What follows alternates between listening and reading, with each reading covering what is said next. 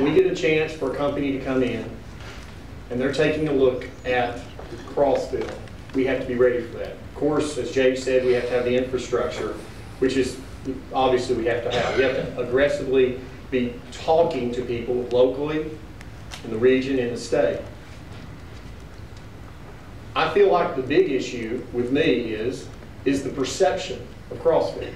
I feel like when someone is coming to visit Crossville, and the CEO of a company that has an interest in coming here drives down, comes into Crossville and drives in, say, to the main street, what do they see?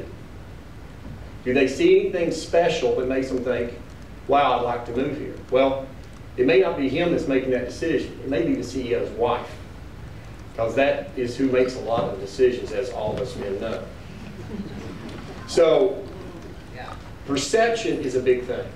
But if we have a vibrant downtown, I think that goes so far with what can happen in Crossville. When we have the perception that, this gives the perception that Crossville really has got it together. We had a chance to do that. Unfortunately, that didn't happen in the past, but hopefully that's something we can change going forward. I think the first thing we need to do is stop squabbling on the front page of the paper. With all due respect to the paper. This is, I think, terribly detrimental to our image when people are looking us up, thinking about moving here, for example. On the hospital board, we try to bring in medical professionals. The first thing they're going to look at is news about Crossville, and they're going to see all this negative press. So that my first wish would be that we can stop the fighting and fussing. And then I think we do need to be ready when the opportunity comes along, but also we need to work with the chamber in the targeted industry study that they are doing, which is designed to not just wait for someone good to come along, but to actively see what our strong points are, and then try to go out and look for companies that might fit that type of thing. As every other community in America, and that's the loss of jobs, and primarily in the manufacturing area of those jobs.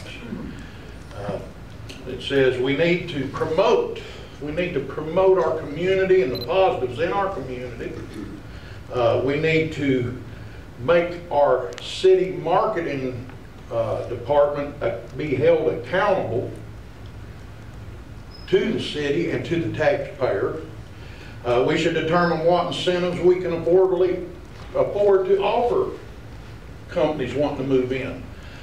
We should determine the types of structures these companies need, and we need to actively seek out companies that are willing to relocate.